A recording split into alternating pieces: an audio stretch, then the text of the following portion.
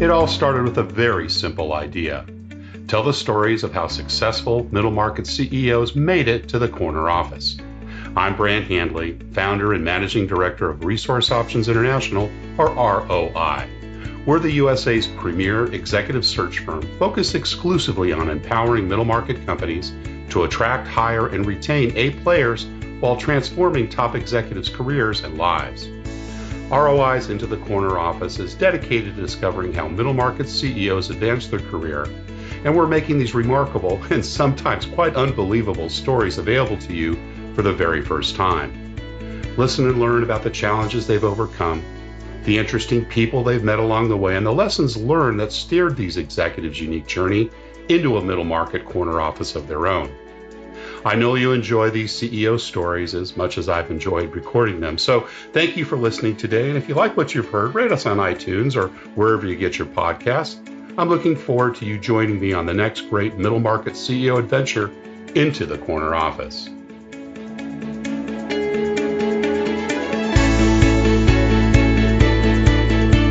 Today, my guest is CEO Russ Taylor.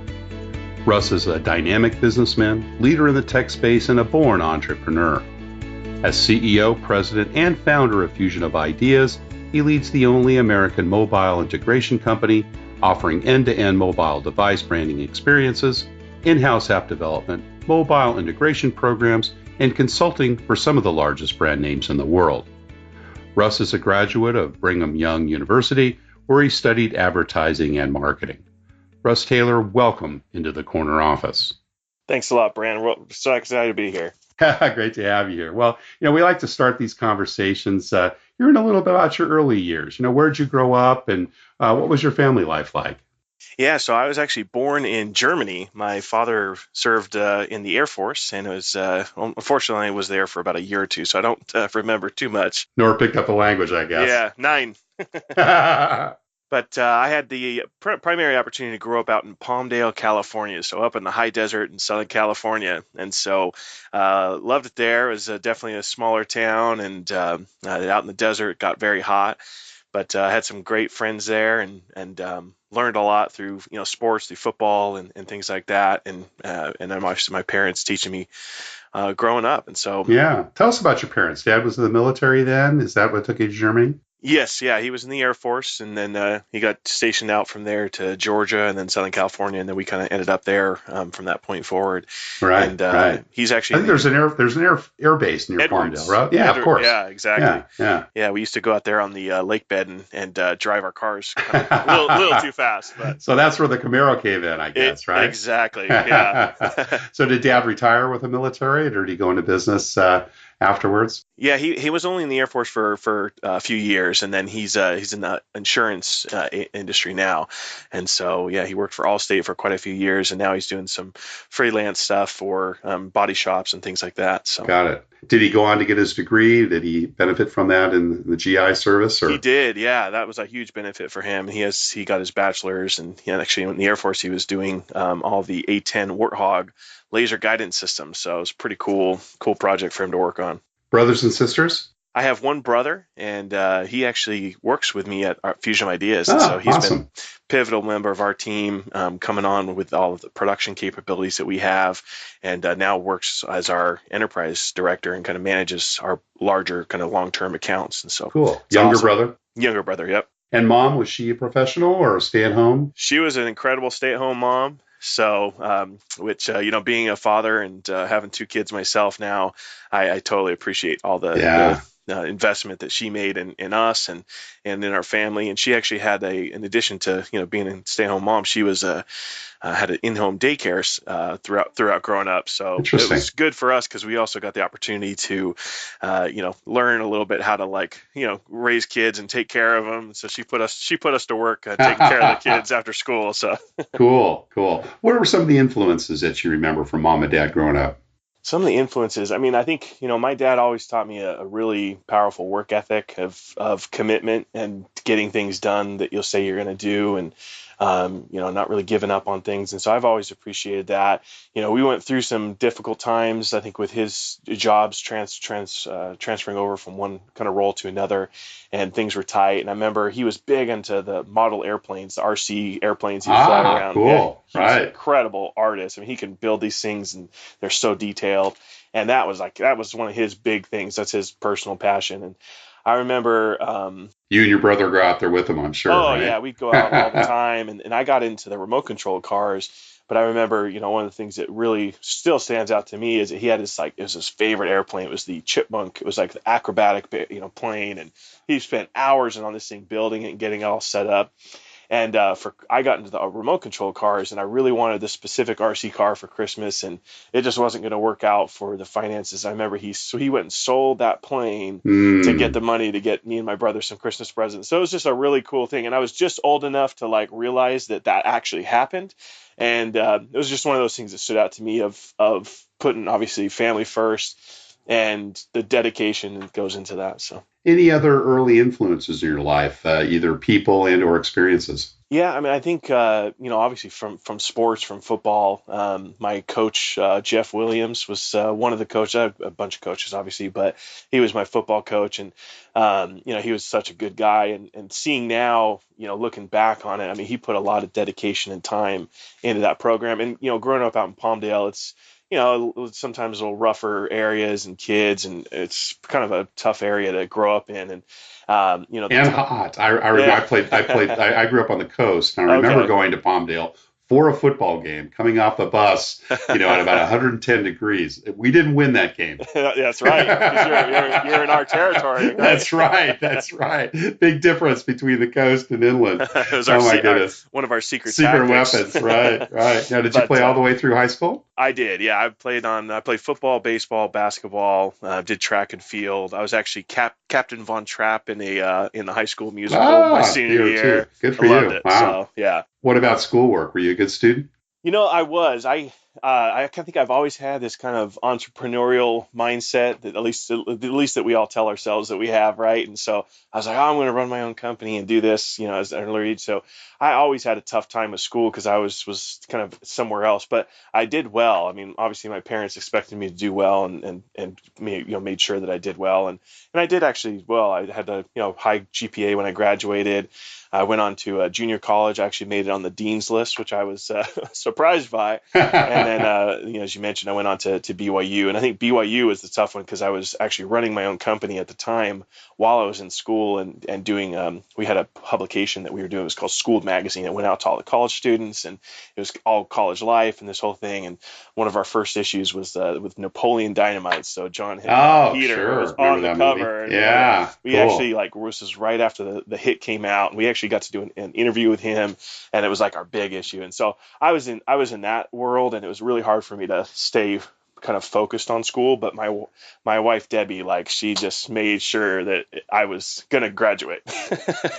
Well, let's rewind a little bit. I want to get to more of your college years, but tell us about some of the entrepreneurial things you were doing when you were younger. Paper route as a kid? Did you sell things at Christmas time? What was going on in the early elementary, middle school thing period at all? Yeah, my dad and my mom always kind of joke that my brother was my biggest customer growing up. I had Hot Wheels, and so they always joke that I would sell him Hot Wheels, or he would give me Hot Wheels and I'd sell them back to him. Gosh! So that was always just kind of a family joke. But I mean, there wasn't really too much, I think, really until actually I got back. I served in the LDS mission, and so it wasn't until I got back from a mission. I mean, I went and bought the box of candy bars from Costco, and I was selling them at the basketball games. Sure, and I got in trouble from the school because they're like, "Hey, you can't do that. You're taking away from our concessions." And I'm like, "Oh, it's just made $50." I love it. So, any jobs at all during high school or elementary school? Yeah. What kind of jobs are you doing then? So I started actually at a printing press company, and I was in the back shed lining up collating paper, and that was my first job, and that was tough work. How old were you then? Geez, so I don't want to get the guy in trouble.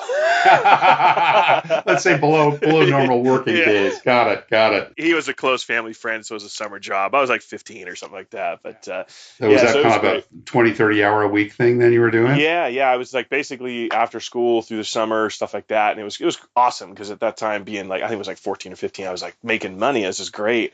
And then when I got 16, I actually started working at Blockbuster Video for anybody that still remembers that. Of course, yeah. Rewinding VHS tapes and all that stuff. And then I got a job out at this new place opened up. It was called Funland USA. And I was like, I need a job there. And so I was worked over as like their party coordinator and throwing all the parties for the kids and had a good time with that. And then the go-kart. It was just like the perfect high school job to have, you know?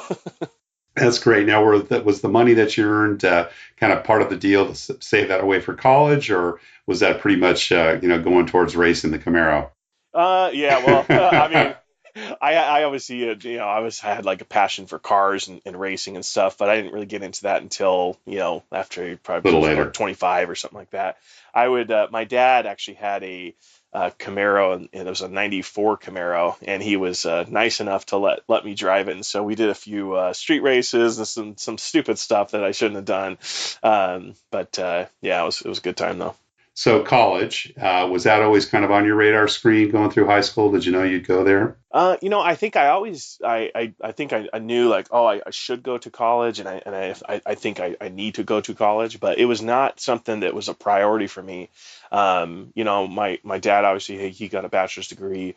My mom did a little bit of college. And so it was definitely something on the radar, but I wasn't like, oh, I'm going to go to college. Like, this is what I'm going to do. And, that kind of changed a little bit. Like I said, I served an LDS mission, and when I got back, I went to the local, it was the Antelope Valley junior college, and just coming back from my mission, I was really enthralled with it. I was like hungered for learning, and then I kind of just tapered off, and I was like, what is the kind of the point of all this? And so that was always my challenge. Is I always thought like, okay, what's the benefit? But looking back now, I'm glad that I went to college. There's definitely some benefits of just general knowledge and just, I think, a change of mindset of, your skills and capabilities and the way you think. But it was a challenge for me because it wasn't something I was focused on or a big goal that I had. So, Russ, you grew up in the LDS church. So did you do your mission right out of high school? So I was 19, about a year after I graduated high school. I actually started my mission in Ecuador, in Quito, Ecuador. Yeah, so Did you speak Spanish before you went down there, or was it the intensive that they gave you beforehand? Yeah, they put me through the course, the crash course of Spanish. I tried picking up as much as I could, and actually when I got there, not only am I in this foreign country, but then I got sent out to this little place called El Carmen, and it was literally out in the jungle. There was one street that had a couple small little shops, and then everything outside of that was literally bamboo huts, and very, very different from my life. And my companion, if you might know, there's usually a companion for the missions. He was 100% Ecuadorian, and he had about as much English as I had Spanish, and so it was a very difficult challenge to get through that first couple months. And then actually I was there for about a year, and I actually injured myself. I got a blood clot in my knee and in my leg, so 2 blood clots. Almost died out there, which would have been not fun. And then I came home. I got released as a missionary. I was home for 6 months, got better, and then I went back out and finished in Florida, actually. Did it in the U.S. Got it. Cool. Yeah. And then it was when you returned, that's when you decided to go to BYU. Yeah, I think, actually, BYU is a byproduct of my wife, I think. You did your CC first, though, right? And then went on, right? Yeah, my wife was up there, and she was gung-ho on. She actually had a year left to finish until she graduated. So when we got married a couple years after I got back from my mission, I was just kind of along for the ride. I was like, all right, well, I'm up here. I might as well do something, go to school. So How did you pick your major? So it's funny because my major was tied in with, actually, I started my business. So when I got back from my mission is when I started my business. I think I read the book Rich Dad, Poor Dad by Robert Kiyosaki, and that book fundamentally changed my entire mindset on what I wanted to do. Because I was always... How so? Tell us a little bit about that. So I think coming back from my mission, I think my main objective was like, okay, I'm going to get a really good job, and I want to get married, and I want to have, my family, and those were the things I know I wanted. But then reading through that book, it was just had my mind open to the mentality of kind of being an employee and just going through that process, which there's not necessarily anything wrong with that. But I had my mind open to just a different possibility that I really wasn't even aware of before. And so that was kind of the first step that I took. And after reading that book, I said, okay, what do I want to do? And at the time, I was actually working at the Marriott. I was working at the Residence Inn at the front desk in Palmdale, California. And every time people come up, hey, what's a good restaurant to go to? What's a good restaurant? And so I was like, what would be a good thing? And so I actually decided my brother and I started this company where we were going, which actually the Fusion of Ideas version 1, and we went around to other hotels and got them to get contracted to house what we would call our restaurant directory. And then once we had the contracts from the hotels, we then went to the restaurants and said, hey, there's definitely a market. And this is before smartphones and Facebook and Yelp and everything, right? Back in 02 and 03. And so I went around to all the restaurants, and we signed up like, Red Lobster and Olive Garden, and actually got some really good traction. And we built this really nice binder with the restaurants, their location, and then we had that in the front desk of all the hotels. And so that's kind of where everything started, actually. And so the original app. Yeah, exactly. The original Yelp. The original Yelp, right. So we did that for about a year, and then I got married, and then I actually moved on to Provo, Utah, and so we kind of just phased that out. But that was what helped me. I was like, I loved the whole engagement with the customer. I loved the marketing and the advertising kind of world. And then my wife, actually, she was already in that program, and she was kind of talking it up, and I was like, this just seems like the natural fit for me. And then I went into the advertising marketing program. Got it. Cool. So started the business while you were there. So I guess the first job coming out of BYU was Fusion of Ideas, correct? Yes and no. So my first job, being married, it was like, okay, all of a sudden this reality sticks in where you have to be supporting here, right? Exactly. We didn't have kids yet, and we had kind of our time was to kind of wait a little bit before we had kids. And so that was kind of a nice little time for us to get ourselves set up. But my first job was actually working at Wonder Bread. Oh, are you kidding? Oh, this is right out of school. Yeah. So I interviewed at the Missionary Training Center, and the guy was, I'm sitting in the interview, and he said, if you work really hard, you can get a 10-cent raise every 6 months. And I was like, say what now? What? I'm like, oh my goodness. And I'm in like a shirt and tie, like ready for this. And I'm like, this is not for me. So my buddy lined me up with Wonder Bread, and it was making like $18 an hour to like basically delivery and setting up at the grocery stores. And so that was my first job. Truck delivery. Right? It was in my car, actually. So I would go, I'd go out to the Wonder Bread factory, and I'd load up my car with loaves of bread, and I'd just drive all around Utah and then kind of replenish and stuff. And this is going out at 3 a.m. to get out to in the snow and the whole deal, uphill both ways. Wow. So you weren't selling per se. It was really delivery. Yeah, it was just delivery and the stocking, the whole process. And then I was doing that for a little while. And actually, at the same time we moved up there, we got a magazine on our doorstep at our apartment. It was called Schooled Magazine. And so this publication was actually started by a couple. And I saw in the magazine that they're looking for an advertising director. And I was like, oh, this is perfect. It's a cool magazine. Like I have free time because I work at, from 3 a.m. to like 7 a.m. Then I'm done. I don't have anything else to do. And so I'll give him a call. And so I gave them a history and kind of what I'd been doing, and I got set up and I started doing all their ad sales. And then for the next year and a half, I was their advertising director, and I sold all the ad space. And then from there, we bought the publication actually about a year after we started doing it. And my wife and I took over everything, and then we went from there. And so we just totally. So was that the first time you started managing people then? Yeah. You bought over the business? Yeah. Yeah. So how big was the team at that time when you took that business over? So we had a core staff of probably about 6 people. So we had our editor, our lead designer, lead photographer, and then we had probably 30 to 50 on and off students that was writing for us, photography, and things like that. Yeah. And so it was neat. It was a really unique opportunity because for us, we were, engaging with students who were in these different programs. And so for them, it was a huge benefit to get their work published in an actual magazine.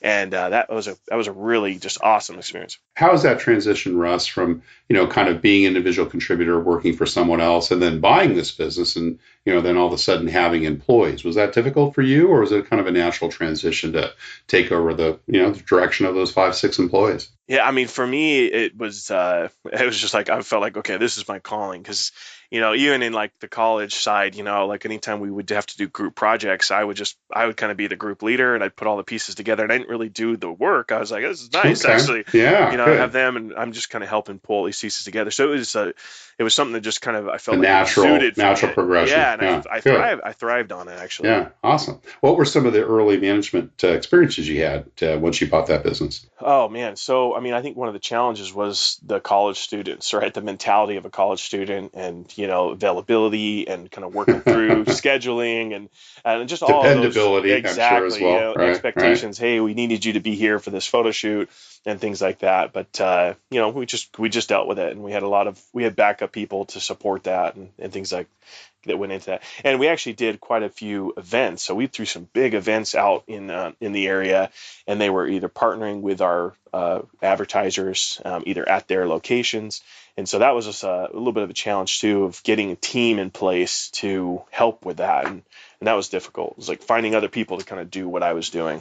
So did this business then evolve into Fusion of Ideas? So it kind of always was Fusion of Ideas. So I started with the restaurant directory. That was Fusion of Ideas, and then we set up in Utah, and I started Fusion of Ideas like kind of in Utah, and set up the company and the legal side of it, and got it all set up. And then Schooled Magazine was just kind of a DBA that we were doing. Got it. So that came under the auspices of that.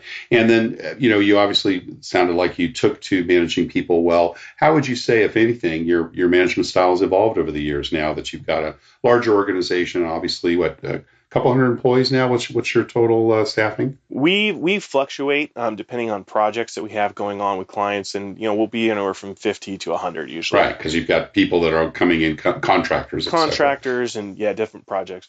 I think it's changed where I have at least I've tried to have more confidence in people and allowing them and empowering them to do certain things. I think all through everything with our publication that we were doing, and even the beginning of my company that we kind of fast forward, we can talk about in a minute. But with this change, is just I can't be the person that's doing everything. That's right. Right. Yeah. And so now where we're at, we have an incredible team of people, managers, and I'm thrilled. It's actually now it's something I'm looking at. I was like, wow, this is super rewarding to see this group of people doing what I had inside of my mind and the vision that I had, and that I was trying to kind of stumble through. They're taking this and just going with it and doing it better than I could have. And that's the exciting part. Very, very satisfying. Imagine. How do you decide if it's time to micromanage, or when do you stay out of the sandbox? Yeah, I mean, I've, I think that's probably been one of my weaknesses, I think, is looking at when is that point, because I want to give the person the benefit of the doubt and let them be inside of their own environment. I've only had probably a handful of times where I've had to really come in heavy and say, this is what you're doing. Here's the plan, and here's exactly what I want you to do. And I want you to check back with me every week. We work really closely with Apple. And so we have now for 10 plus years. And one of the guys that we had that was our enterprise rep on our side, he was kind of all over the place with different things, initiatives, and we were starting to see kind of the pain from that because there wasn't focus. And so I had to just sit down with them. I gave them a very specific plan, and like I said, walked them through, this is what you need to do. And did that person get back on the straight path? Yeah, and it worked. Yeah. And it worked. And so, we were able to see a lot more engagement with the Apple enterprise teams and how we worked with the clients that came from that. And so it was great to see that. Russ, talk to me a little bit about, kind of your thoughts on building a company culture and the importance of that. Yeah, it's interesting. So where we're at now, we've transitioned a lot, from the restaurant directory to a publication. Well, you had retail one time, and we had right? retail, yeah. So that's 12, now you're on board B2B, right? Yeah, and in fact, we started in a kiosk, and so We were actually right across the street, or the hallway, I should say, in the mall here at the Irvine Spectrum from the Apple Store. And then we got into a retail store. And so I think that's been a challenge for me because our model has adjusted and shifted. Now we have a 26,000 square foot facility. We have, up to 100 employees. And so we're engaging with the largest brands in the country. And so I think we've finally been able to kind of get to a position to where we can understand what our culture is. But it's shifted so much. And so it's been a little bit of a challenge for me, because before everything was on my shoulders. And so I was just go, go, go, go, go. And now over the last, eight or so years, it's really been starting to diversify that, and, giving the culture to our managers and the people that are running our departments, and empowering them to be the ones that, are owning the quality of, some of the customization that we do. Like we're the only company that can do a full color print that's permanently bonded on to an iPad, and the branding capabilities that we've seen with the, thousands of clients that we've done, huge high profile brands. If we don't have the attention to detail to that, brands like Audi or Coca-Cola or Hilton, we're just going to get dropped like a bad transmission. And so what I've been thrilled to see is that my team has taken that same level of kind of attention to detail, quality, and capability to continue to create, and they've expanded that. And that's what, again, is so rewarding to me. What would you say is unusual or perhaps unique about your culture at Fusion of Ideas? When I look at, I think probably the thing that's most unique is that our managers are sometimes first-time managers. I think in just about all the scenarios, with exception to a few key roles, like our CTO and our director of operations, our managers, this is kind of the first time that they've had the opportunity to be managers. So we're a young company. And pretty young, right? Yeah. Taking fresh out of college or a few years experience. What are your hiring criteria? Yeah, and it's a combination of that. And so, I think that's been, initially, it was I think a little bit of a pain point for us, because we had certain expectations that these people needed to do. But what's been really neat is that we brought on an HR director, and we've brought on a director of operations, and those people have helped us to craft that culture and to craft the ability for these managers to thrive and to expand their capabilities. And we've seen that, over the last, I think, 3 years specifically, we've really put a lot of time into our managers, to our people, the kind of the enjoyment of being an employee of Fusion of Ideas. And we've seen that change as well. So it's good. Well, you're really building for the long term, aren't you? Yeah. Yeah. Well, tell us a little bit about what you look for when you're making bets on the people you invest in. Yeah, I think it's a little bit of a unique thing for us, because a lot of the roles that we have they're very unique to our company. Yeah, probably people haven't done them before, exactly. Right? At other companies. So, if we take, how do you hire against that? Exactly. Yeah. So, we'll take one example is, in the whole production facility side of things, where we're taking a, sometimes $1,000 iPad, we're putting into a machine that in a split second is going to explode it, so it's like, how do we find somebody that's going to be able to jump in where nobody else really does this particular thing? And so we've tried to find people that are in those environments. You would say like in parallel industries, exactly, perhaps. Similar skill sets and things like that. But then we have the expectation that we're going to have to spend a lot of time to train this person and to educate them. And so we come in. So you really do invest in them. Yeah, most definitely. And so, that's the expectation that we've had. So when we're hiring somebody, we want to make sure that they have, I think a general skill set and an ability to learn, obviously, and that they're excited about what we do as a company, because it is unique, right? It's not like, oh, hey, we're just a t-shirt printing company and come here, we'll throw you in the back and just push button on this printing press. We're involved with some of the most significant brands in the world as they roll out and integrate iOS and mobile technology. And so I think people that are part of our team are attracted to that. We work with and partner very closely with Apple, and have for 10 plus years now. We're set up within Best Buy as a preferred partner with them, and are partnering with them on their conversations, and they're leveraging our services and solutions in their customer conversations. And so, I think that's hopefully something that's really attractive to the people that come to be part of our team. Russ, how do you personally interview and hire?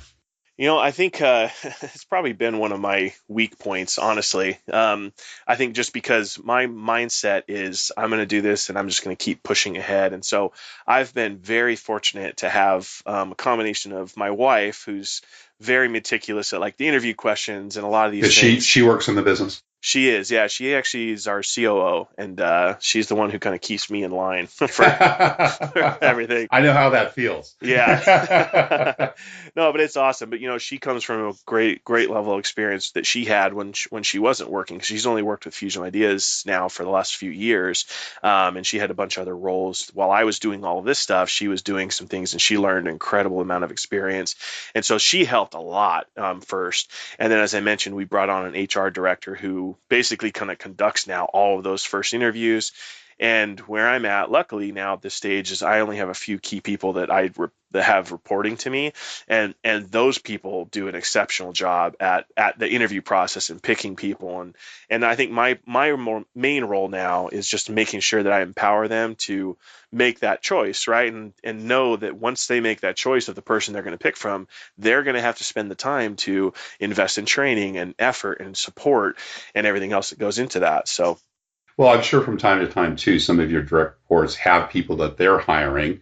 Maybe it's a key sales position, a key ops position that, they want to kind of have your blessing on. But, maybe you only have a few minutes with them. Well, what do you probe for? What kind of questions would you ask if you just have a limited amount of time with someone? So some of the things I think I usually will position to people is really just trying to define and understand the character of the person.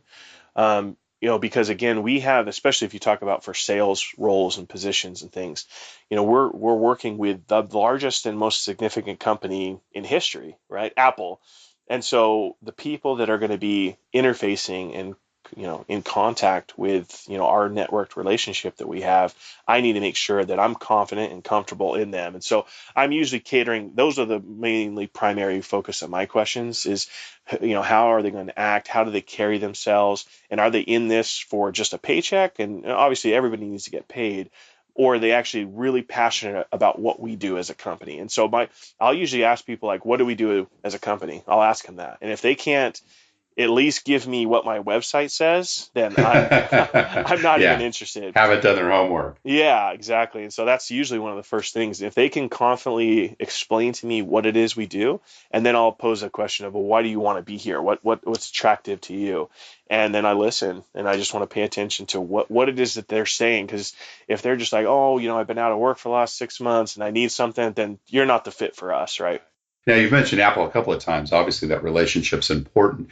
But tell us a little bit about what you think are some of the key characteristics that your team has to have in their interface with Apple. In other words, what are the characteristics or the qualifications that makes that relationship successful? Yeah, so I mean, I think this all kind of started with me, and I was.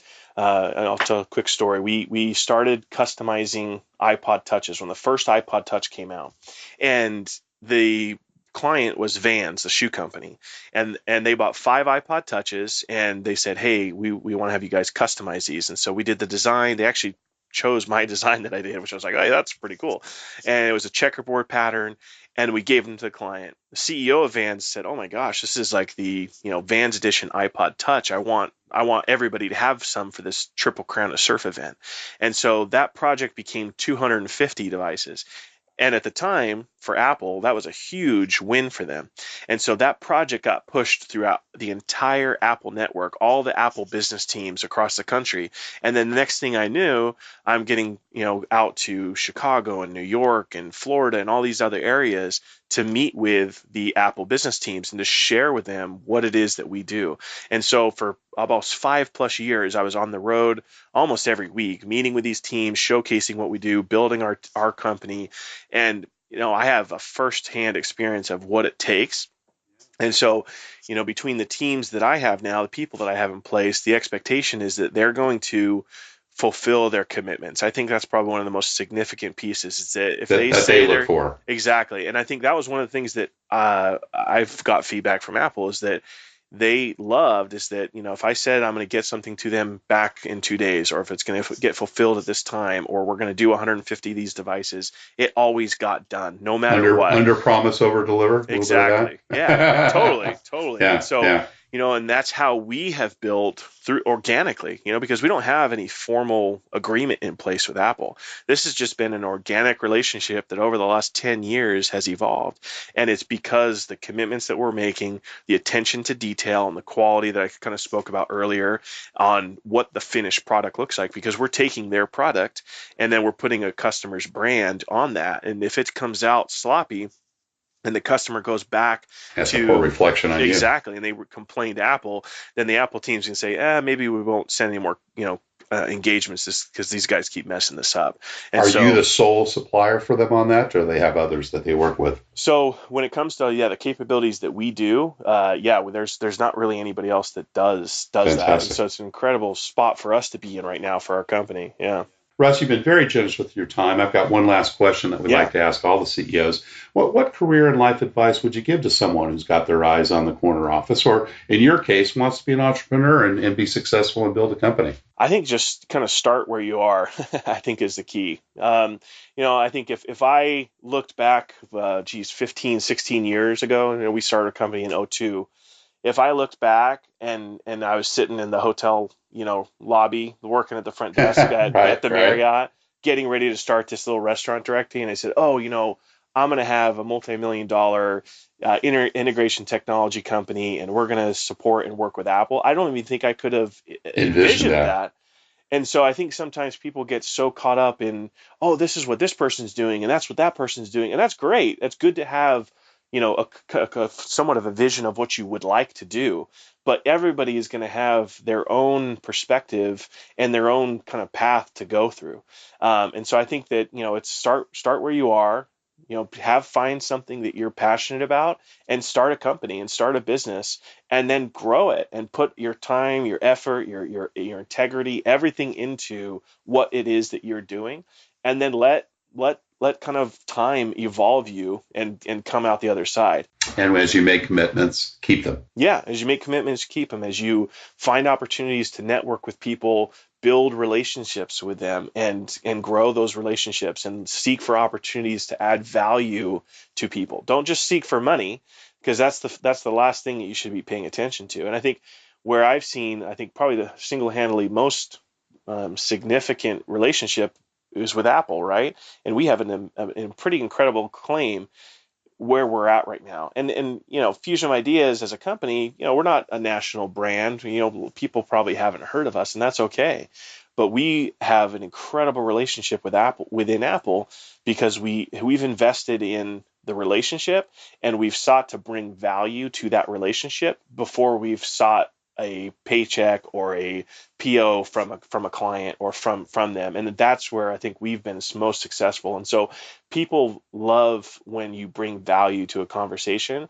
They don't love when you come in and you're just trying to sell something to them. Russ Taylor, thank you so much for sharing your journey into the corner office. Thank you. Thank you for listening to Into the Corner Office with Brant Hanley. We hope you enjoyed hearing our guest CEO story as much as we did. If you want to hear more CEOs reveal their journey into the corner office, please subscribe via iTunes and tell your friends and colleagues. For more information about Brant, Resource Options International, and the mighty middle market, visit www.goforroi.com. We look forward to having you join us for our next episode.